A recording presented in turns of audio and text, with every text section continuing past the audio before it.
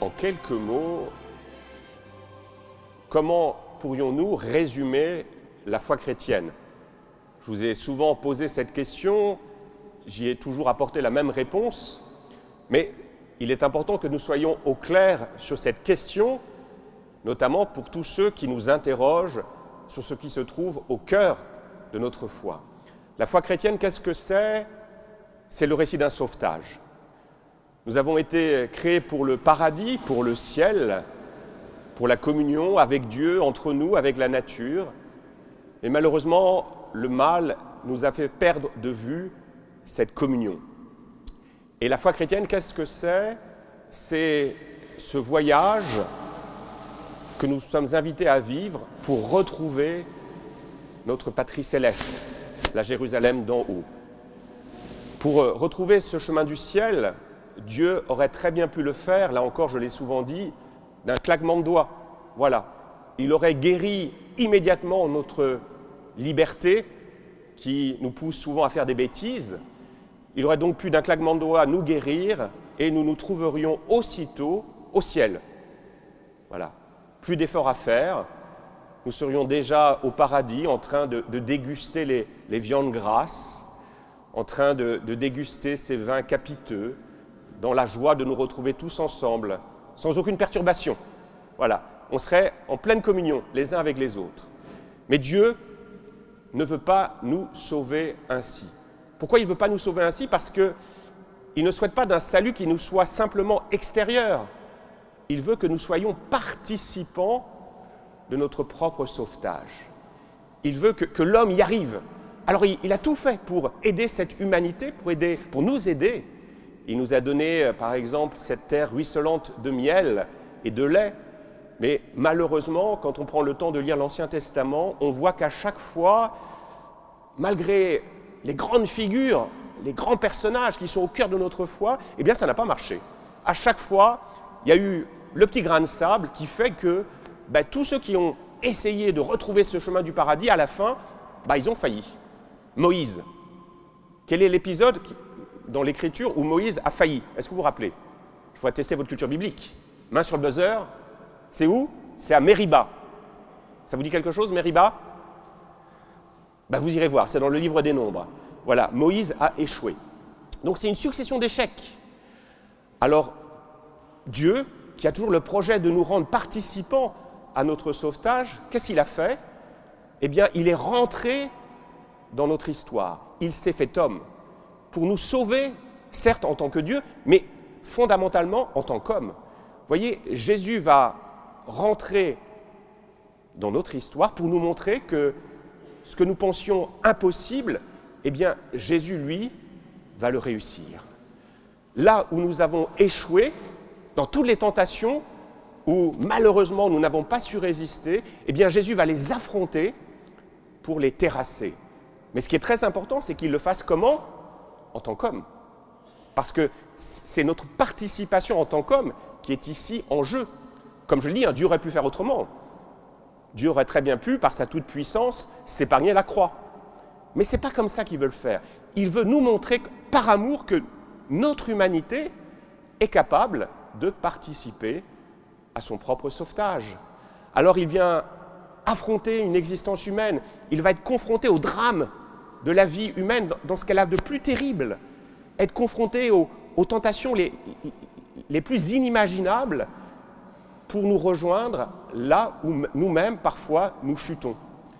À chaque fois que nous chutons dans ces tentations, eh bien, si nous savons relever la tête, qui voyons-nous à nos côtés?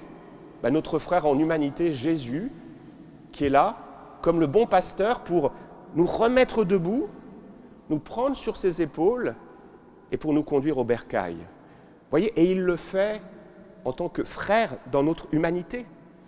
Et peut-être qu'on l'expérimente à quel moment? C'est souvent quand on va se confesser. Je vais me confesser, et nous sommes invités à le vivre pendant ce temps de carême. Et là, qu'est-ce que je découvre? Là où j'ai chuté, je découvre que Jésus m'attend.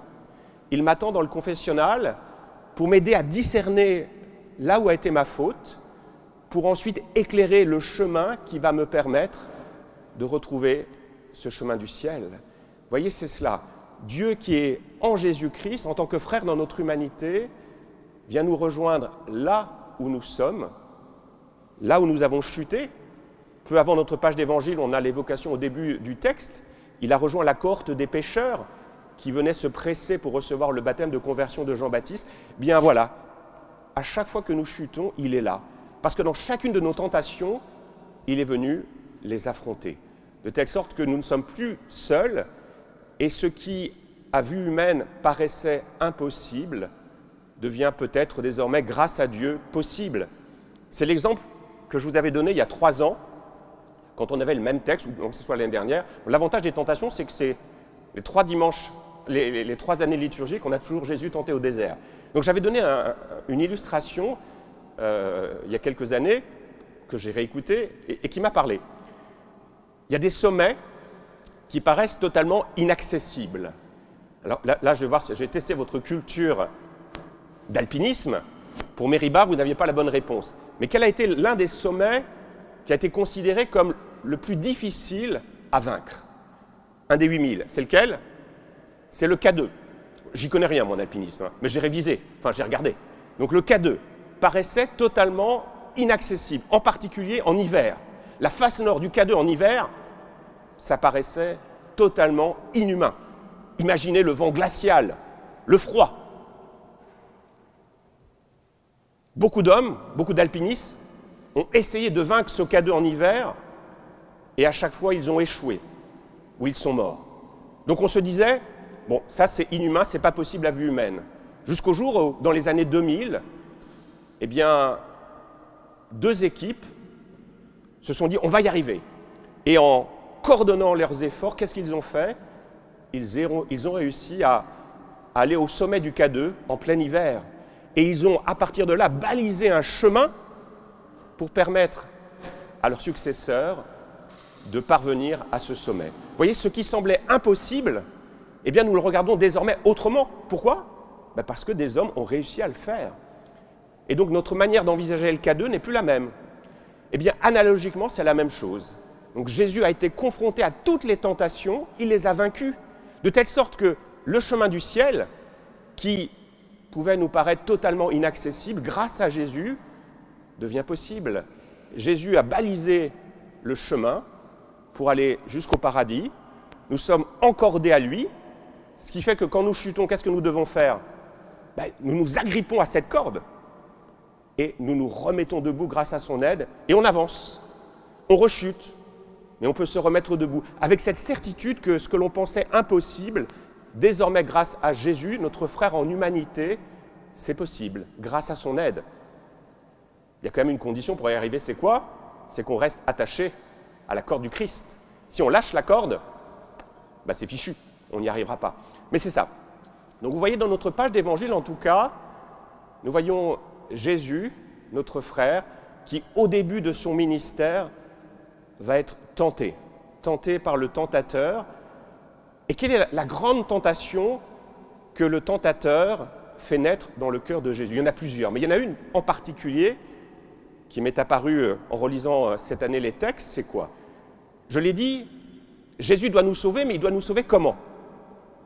Est-ce qu'il doit le faire en tant qu'un Dieu tout-puissant, à force de miracles, ou ne doit-il pas le faire plutôt en tant qu'homme? Je vous pose la question, quelle est la réponse? On l'a vu, c'est en tant qu'homme qu'il doit nous sauver. Et donc quand le diable vient dire à Jésus, allez, si tu me suis, tu vas voir, ensemble, on va faire des miracles, on va faire des choses exceptionnelles, et tu verras que l'humanité sera à tes pieds pour t'adorer. Mais si Jésus succombe à cette tentation, s'il décide de s'imposer à nous par sa toute-puissance, par sa force, en multipliant les miracles, sur la croix, qu'est-ce qu'aurait très bien pu faire Jésus? Qu'est-ce qu'il aurait pu faire sur la croix, Jésus? Il aurait pu descendre. C'est quand même le Fils de Dieu. Vous voyez, vous imaginez la scène, les clous, boum, ça s'en va, il descend, et en disant, non, ça va être musclé. Mais si Jésus fait cela, la foule se moquant de Jésus, dit, si tu es le Fils de Dieu, descends de la croix. Vous voyez que la foule va reprendre exactement les mêmes tentations que le diable aujourd'hui. Mais si Jésus fait ça, c'est toute sa mission qui a échoué. Pourquoi? Parce que moi, si vous me mettez sur le bois de la croix, ben, je vais y rester. Je vais y rester, je ne pourrai pas descendre. Et donc, Jésus ne nous sauvera plus par son humanité, mais par sa toute-puissance. Et ce n'est pas comme cela que Dieu veut faire. Alors attention, et parfois ça nous arrive aussi avec le bon Dieu, on devient un peu un tentateur avec lui. Dans telle situation difficile, on lui dit « Allez, si tu es fils de Dieu, fais un miracle ».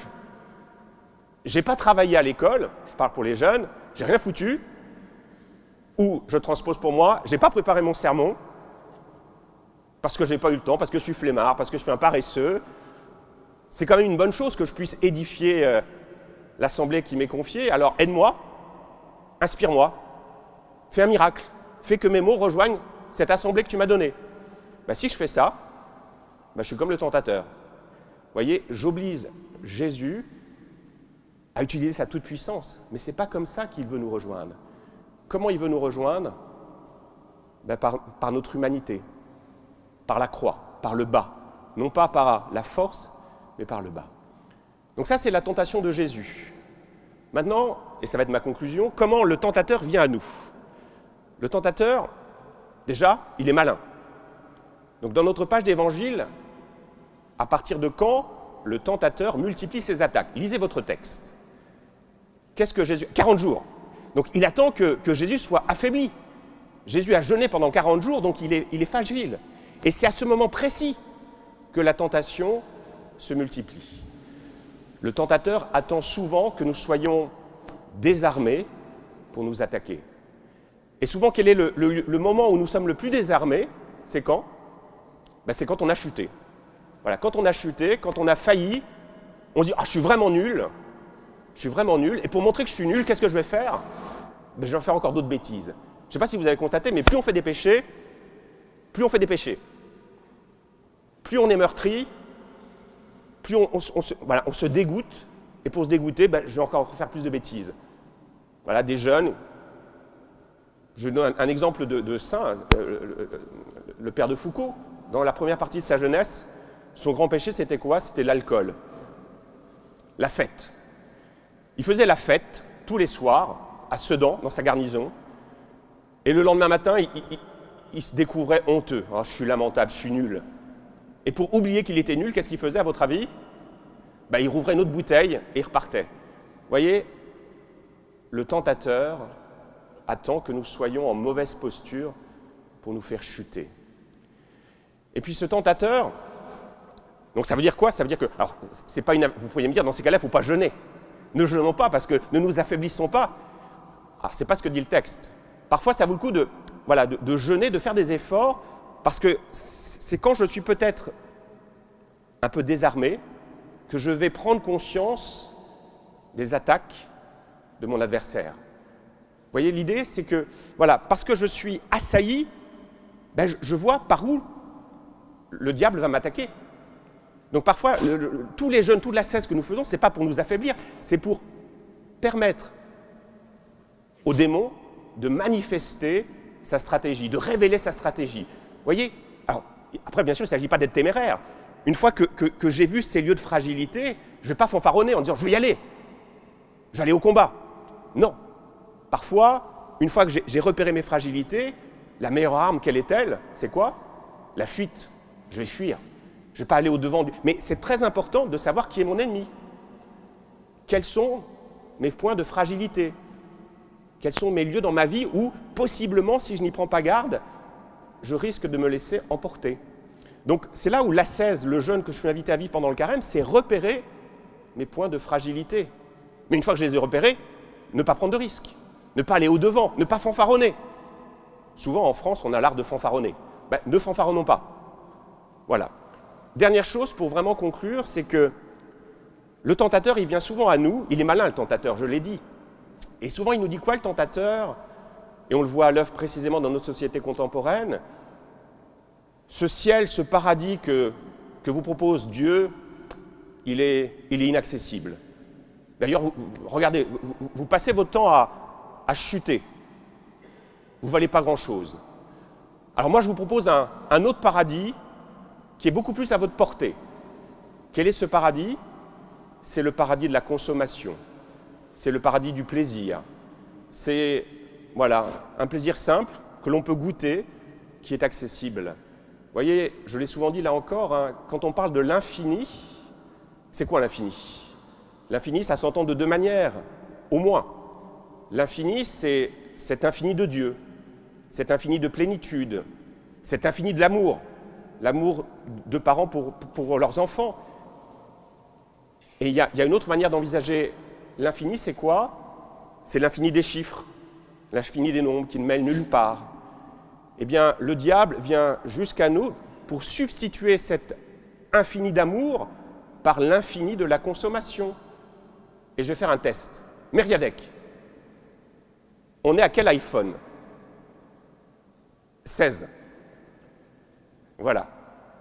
Alors, j'ai posé la même question à Saint-Coulon, ils m'ont dit c'est le 16E. À vrai dire, moi je le savais aussi la réponse.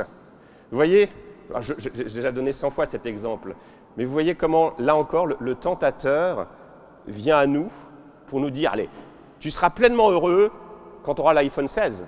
Avec ça, tu pourras faire des super vidéos, parce que l'appareil photo a des pixels en nombre inimaginable. Donc on est heureux. Le problème, c'est qu'un an après, il y a quoi? Il y a le 17 qui sort. Et le 17 aura pleinement intégré l'IA, et il faudra absolument avoir le 17, parce que dans le 16, l'IA, ce n'est pas encore tout à fait ça. Mais dans le 17, il y aura... Ah, voilà. Vous voyez, cet infini de consommation. Vous voyez, souvent, le diable, il vient à nous de manière maligne. Il ne dit pas « je suis le diable ». Souvent, on a une mauvaise représentation du diable. Comment vous représentez le diable? Je vous pose la question. À quoi ressemble le diable, à votre avis?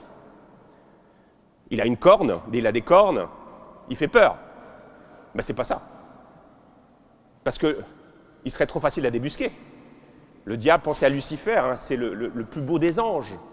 Il vient à nous sous l'apparence divine. Dans notre page d'Évangile, c'est un maître en théologie. Hein. Il est capable de citer la parole de Dieu. Hein. Je lui aurais posé la question où Moïse a failli, il m'aurait dit aussitôt à Mériba. C'est l'une de mes victoires. J'ai même fait chuter Moïse, donc ça je le sais. Nous on ne le sait pas, mais lui il le sait. Donc le diable, il connaît la parole de Dieu. C'est un théologien. Vladimir Soloviev, donc le grand ami de Dostoïevski, a écrit un livre qui s'appelle L'Antéchrist.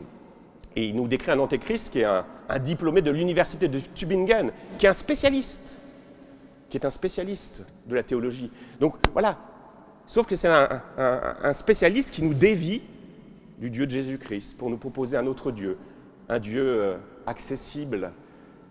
Et on le voit, et ça va être vraiment ma conclusion, je me suis amusé à faire ça ce matin. Souvent, le marketing a l'art d'utiliser des attributs divins pour les appliquer à des produits matériels. Donc, il nous montre que ces produits matériels que l'on peut consommer, eh bien, c'est quasiment quelque chose de divin. Alors, je ne trouvais pas d'exemple ce matin, donc qu'est-ce que j'ai fait? J'ai ouvert X, et sur X, il y a l'intelligence artificielle, qui est gratuite pour le moment. Je vous incite, je me transforme en tentateur, là, je suis désolé. Hein. Mais j'ai dit, donne-moi des exemples de marques qui ont utilisé les attributs divins pour faire du marketing. Et ce qui est étonnant, c'est que j'ai eu plein d'exemples. L'omniscience. L'omniscience est un attribut de Dieu. Mais l'omniscience, souvent, quand on voit les pubs de Siri, c'est Alexa, je crois, pour Amazon, voilà, ou même l'IA est omniscient. Il sait tout. Il sait tout. Il a su même répondre à ma question. L'omniscience, l'omniprésence, d'être capable d'être partout présent. Donnez-moi un exemple, le cloud. Le cloud nous dit, avec le cloud, vous serez partout chez vous. Vous aurez votre ordinateur chez vous. Autre attribut de Dieu, la toute-puissance. C'est la toute-puissance du microprocesseur. Et on argumente, vous voyez comment le marketing, c'est utiliser tout le vocabulaire religieux pour nous détourner. Je l'avais dit au temps de l'Avent, hein. Dernier jour avant la fin, tout doit disparaître, liquidation totale. Tout ce vocabulaire apocalyptique est fait pour nous presser dans le premier magasin venu. Dieu créateur. Donnez-moi un exemple d'une entreprise qui nous promet d'être des créateurs, comme Dieu. Qu'est-ce qu'il y a comme exemple qui vous vienne? C'est la Creative Suite. C'est chez qui la Creative Suite? C'est chez Adobe. Voilà. Créez votre monde. Voilà ce que nous promet Adobe. Vous voyez comment voilà, le tentateur vient à nous pour nous dire « Allez, ce que dit Jésus, c'est trop compliqué. Moi, je vous propose un bonheur ici et maintenant. » Sauf que ce bonheur ici et maintenant, est-ce qu'il rend véritablement heureux? Est-ce que grâce à l'IA, grâce à tous ces outils, si on n'y prend pas garde, on sera plus heureux? On aura certainement du plaisir. On n'aura plus besoin de travailler. Je réfléchis, je suis désolé, voilà, il y a un exemple qui m'a traversé l'esprit hier. Je voyais sur mon mur de X une petite oreillette qui permet de traduire en simultané les personnes qui nous parlent dans une langue étrangère. Vous avez déjà vu cette publicité? Cette promesse. Alors, ce n'est pas tout à fait au point, mais d'ici quelques années, on aura cette oreillette qui nous permettra de comprendre ce que l'autre nous dit dans sa langue. Mais quel est le risque alors? C'est quoi? Ben, pourquoi apprendre l'anglais? Pourquoi apprendre telle langue? Avec ça, j'aurais plus besoin d'apprendre. Ben, si on n'apprend plus, si l'IA pense à notre place, ben, on va devenir idiot. On va devenir idiot. Et plus on est bête, plus on peut succomber à la bête. Alors il faut résister, se réveiller et lever la tête. Rien n'est dramatique. Jésus est venu affronter toutes ces tentations pour nous remettre debout, pour nous dire, allez, ne lâchez pas la corde. Actuellement, nous sommes en train de lâcher la corde. Alors ne lâchons pas cette corde, reprenons l'ascension avec cette certitude que Jésus, si nous nous appuyons sur lui, pourra nous permettre de retrouver le véritable ciel, le véritable paradis. Amen. Et je vois que j'ai succombé à la tentation de la longueur. Amen.